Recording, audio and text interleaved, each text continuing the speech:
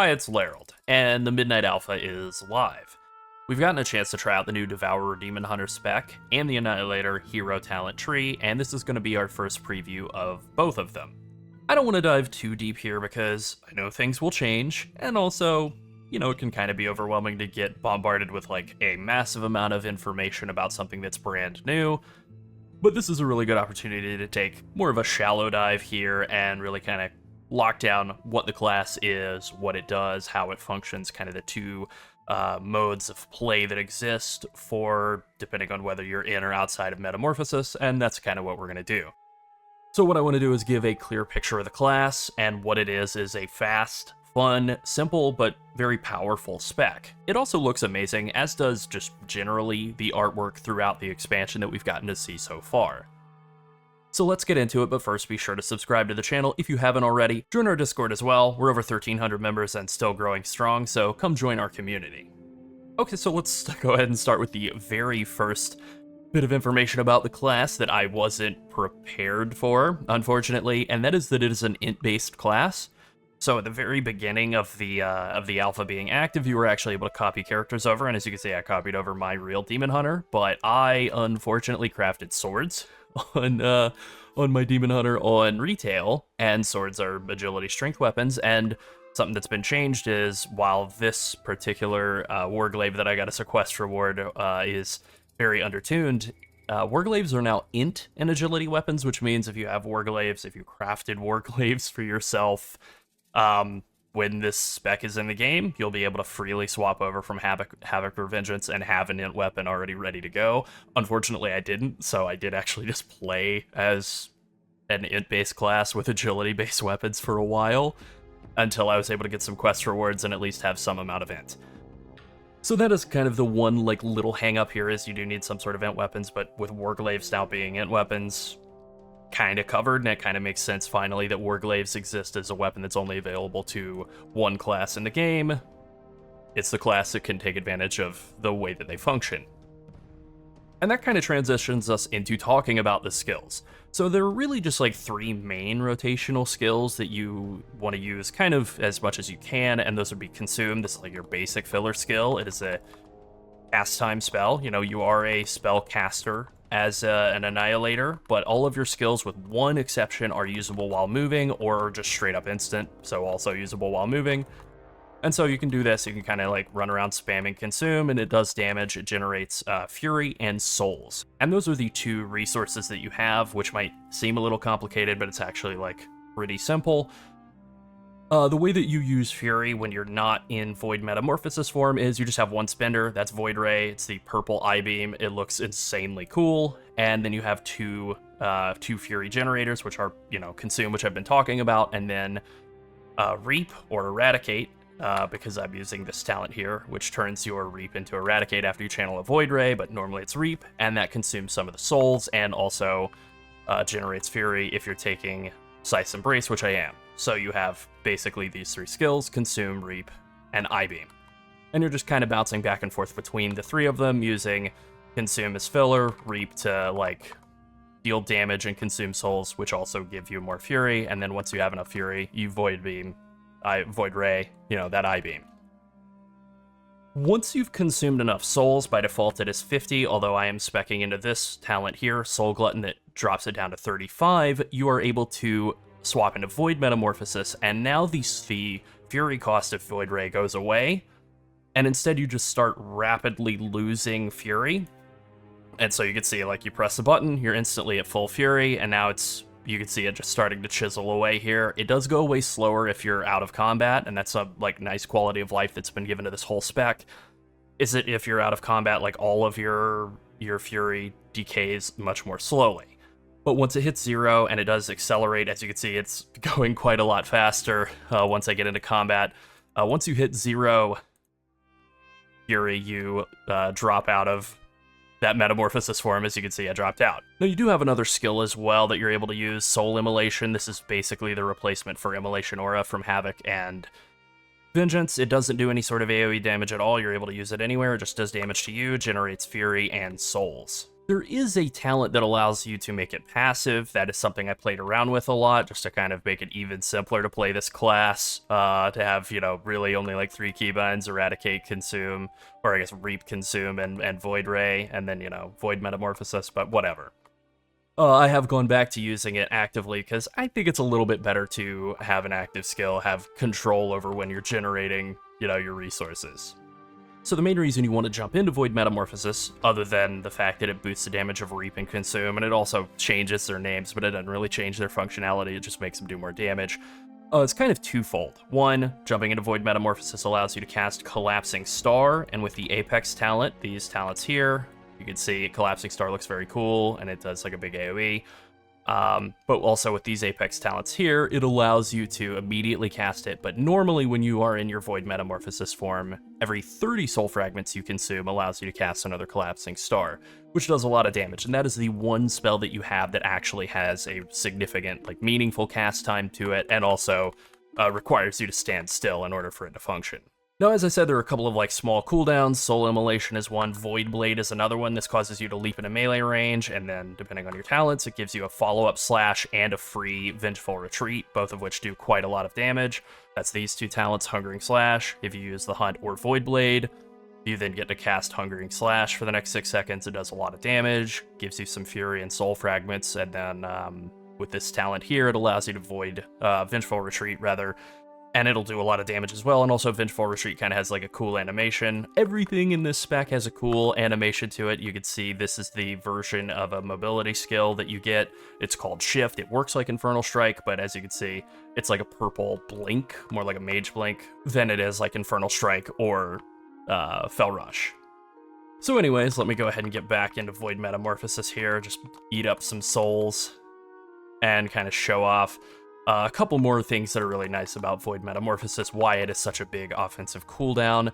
And one of those things is that when you are in Void Metamorphosis, your Void Ray will be free, and it will also cause you to very, very slowly lose Fury while you're channeling it. The same goes with casting your Collapsing Star. Basically, as long as you're just casting some kind of skills, you're gonna stay in Void Metamorphosis form for quite a long time. This is especially true if instead of taking this bonus down here, Soul Glutton, which makes your Fury drain a lot faster, you're taking Emptiness, which gives you a lot more haste. I was able to stay even with just basic level 80 gear without an Int weapon. I was able to stay in Void Metamorphosis for over a minute at a time, which felt pretty good. Obviously, with Soul Glutton, you're able to get into that form quite a lot faster, which is good for questing and stuff, but it is definitely worse for any sort of burst damage situations in dungeons, or I would imagine in raids as well. And so this is kind of what the rotation looks like. The way that I'm playing, at least, I just try to keep Soul Immolation and Reap on cooldown all the time. I fill with Consume. Anytime I get enough Fury to cast Void Ray, I do so. And then, whenever Void Metamorphosis comes up, I'm hitting it. I'm using Collapsing Star and Void Ray as much as possible, as much as humanly possible. Anytime that Reap is available, or Cull is what it's called if you're in Void Meta form, you're wanting to cast it, and then you're just filling all your leftover empty globals with Devourer, and you're trying to not outrange yourself. It really is quite a satisfying feeling, dodging, ducking, dipping, diving, and dodging out of melee range, especially with AoE, and I can show that off on some AoE training dummies, and then obviously footage of actually playing it out in the world, playing it in the one quest required delve that we did as well. And also, I love that shift, right? So being able to blink into, or whatever, dash into melee range, hit everything with a big slash, and then hit them with a Vengeful Retreat that also slows them very heavily is very satisfying. You're very tanky despite being a caster. It's kind of an archetype that I love in Path of Exile that doesn't really exist in World of Warcraft. The idea of a very dexterous, agile caster. You think about casters in WoW as being generally very slow and frail mages, or beefy like a warlock, but then again also slow. They're generally not super slippery, and that's exactly what this class is. It's incredibly slippery. And we could see just how much this kind of pops off here. Obviously, we don't have damage meters functioning yet. I think those will be coming in a later phase of the alpha, but it's still, you could feel the damage coming off pretty good here, considering you could see the health bar is really moving.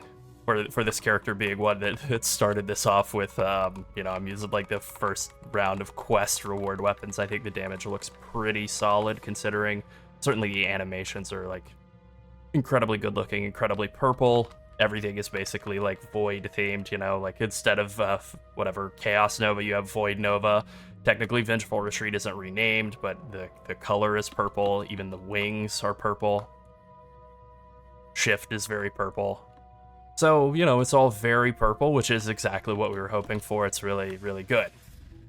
Now, in terms of Annihilator, this is the new hero spec.